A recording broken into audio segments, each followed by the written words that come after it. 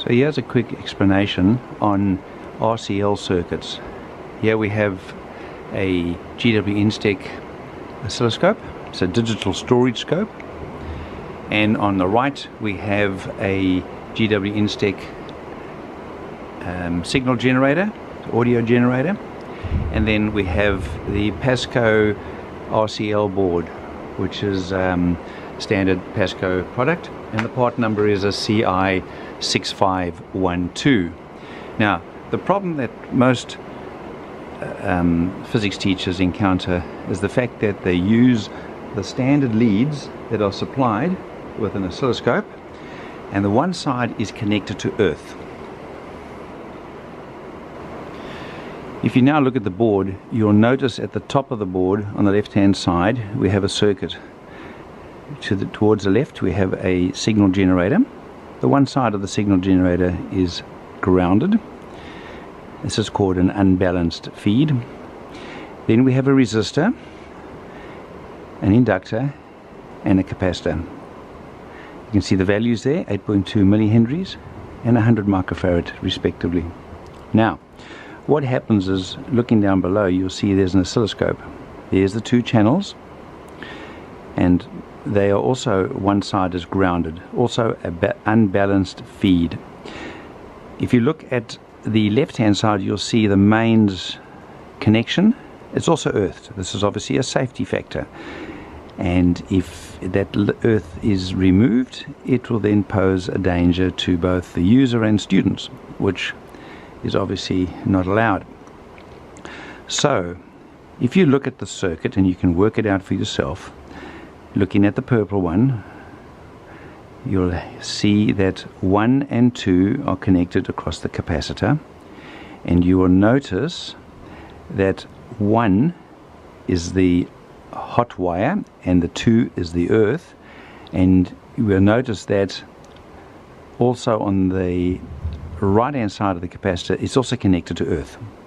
So we end up shorting out that capacitor. So you can try multiple combinations of connections, you will always short out a component. So we have to mitigate this, and we have come up with a solution, and here is the solution. You will now notice in the middle of the board I've drawn the B and C connector, which is the common connector that's on the front of the oscilloscope. That's on the left hand side of the red diagram, and you'll see there's the symbol of a transformer, and on the right hand side are the two flying leads. So what this does is it isolates the earth, allows the signal to pass through the transformer. We know a transformer will pass an AC signal, so it allows the audio signal to pass through the transformer, but it lifts the earth from the signal, which now mitigates all those issues. And this is what the transformer looks like. You can see that. No, you can't see it. Whoops.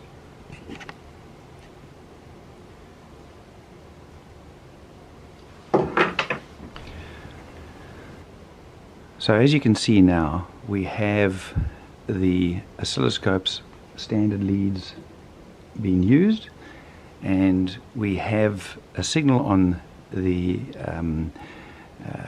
which would be the second channel, which is across the capacitor, but in this particular case the coil is now shorted, and that's obviously not going to work for us, so we cannot see any signal from the coil. So we have to remove those and put in the electrotest ETL ISO transformers in place of those leads, and let's see what happens. So now I've replaced the oscilloscope's leads with the isolating transformers, and you can see that we have a voltage display across the inductance and the capacitance. Now what we're going to do is we're going to vary the frequency on the signal generator, and we will then monitor the display of on the oscilloscope. So we go down in frequency. As we go down in frequency, we can see the voltage across the we've gone up in frequency. The voltage across the inductance has increased, which is what we expect, and the voltage across the capacitance has reduced.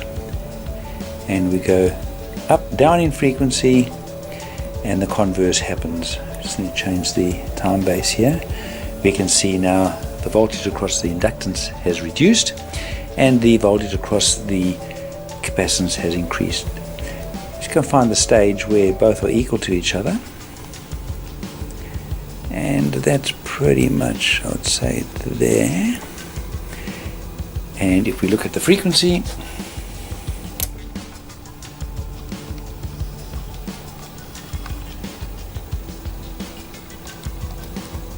it says it's 16 times 10, which is 160.